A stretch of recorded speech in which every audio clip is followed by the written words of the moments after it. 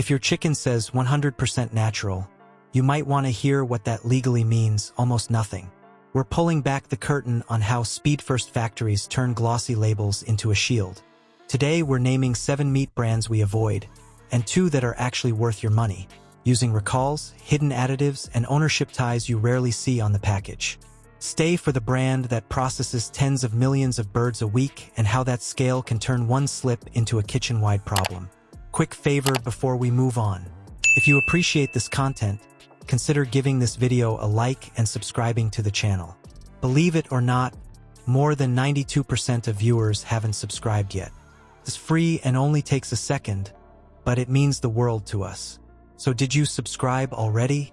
Great! Thank you so much for your support. Now back to the video. If 100% natural is on the front, why do the most basic safety problems still show up inside the package? Because the word sells calm while the plant runs hot. Let's start with the plain truth.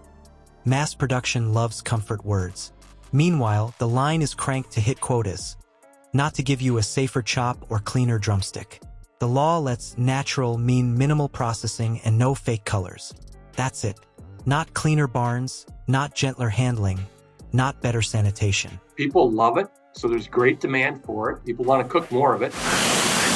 You know, you didn't make much money raising cattle for the last 10 years, and people don't like to work hard at things that don't pay them. And we have fewer cattle, and people are having to spend more to buy those cattle to turn it into that ground beef. And so it's a chain reaction that has many years of consequence. In fact, Americans will eat more beef this year than last year at record prices. Our suppliers are just kind of telling us that the cattle supplies are a little bit smaller. That gap is where risk slips in. You read a soothing label. The system underneath reads a stopwatch. So what does speed look like on a line? Shorter chill times, faster evisceration, fewer human eyes on each carcass. When knives move fast, small misses don't stay small. One nick leaks into a batch. One lapse carries through a shift. It's like a copy machine with a smudge. The faster you run it, the more pages that smudge reaches. Ready-to-eat plants add another layer.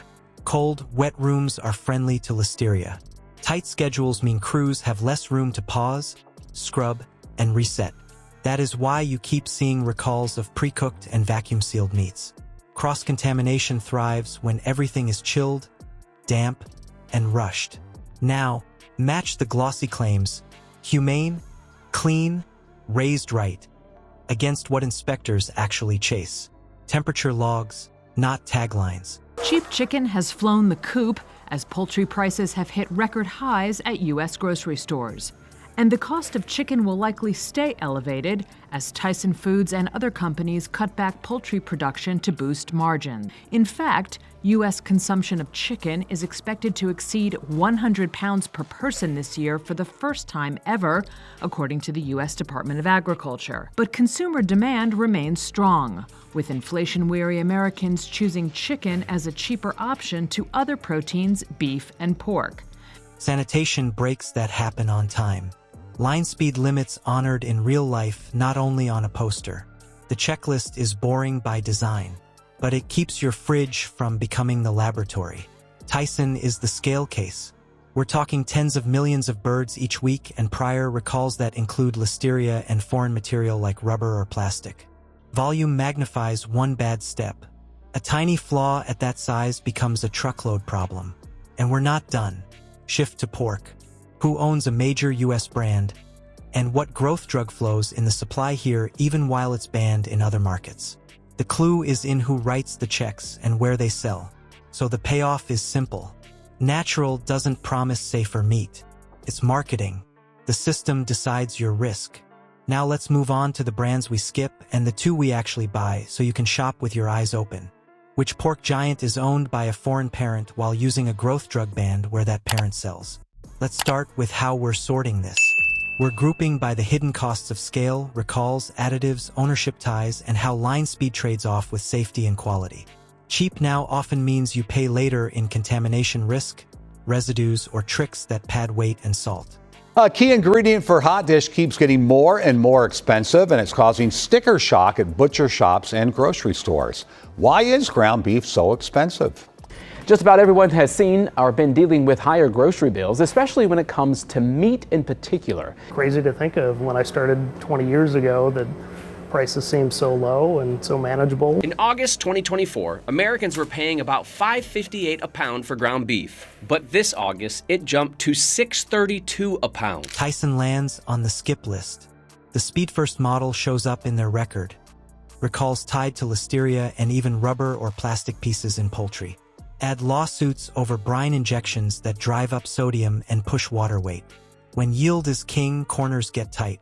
That pressure ends up on your plate as soggy texture, higher salt, and more chances for a missed fix to spread. Smithfield is next. Owned by WH Group, it's the U.S. pork arm of a foreign parent while ractopamine remains in the domestic supply, even though it's banned in other markets. Their huge, concentrated operations draw environmental complaints. That volume makes traceability harder and trust thinner. If you care who raised the hog and how this chain muddies the trail, Purdue sells the clean, humane story. Independent tests have found higher salmonella rates than several rivals, and fast-growth birds bring muscle issues that can leave chicken breast tough and woody. Nice ads don't change how that tastes in a pan. Hormel runs a big processed meat engine while Applegate sits under it with cleaner claims. Many deli items still use sodium nitrite, and health bodies flag processed meat risk. The tension is real. Corporate portfolio versus label promise. Cargill Meat Solutions blends sources in ground beef.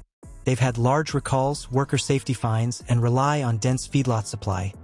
Signals that residues and cross-contamination are real risks when inputs are mixed at scale. Foster Farms has a long salmonella history and infestation citations. High line speeds meet real-world sanitation limits, even with humane on the pack. So what do we actually buy? ButcherBox for traceable grass-fed beef, pastured pork, organic free-range chicken, flash frozen at peak. Applegate Farms for no antibiotics, simple ingredients, and nitrite-free options you can grab in regular stores. If this gave you something to chew on, hit like, subscribe, and share it with someone. The problem isn't one bad batch. It's a speed-first model that turns small misses into big recalls while natural sits on the front like a shield. Labels sell comfort. The system sets your risk. So vote with your cart. Favor traceable sourcing and clean labels you can verify. Look for third-party checks, not buzzwords. And like and subscribe to help us keep the spotlight on the food industry's best-kept secrets. Where should we dig next? Ground turkey with blended sources? Deli counters where slicers spread risk? Or the organic aisle where the logo hides a lot of wiggle room? Tell us and we'll go there.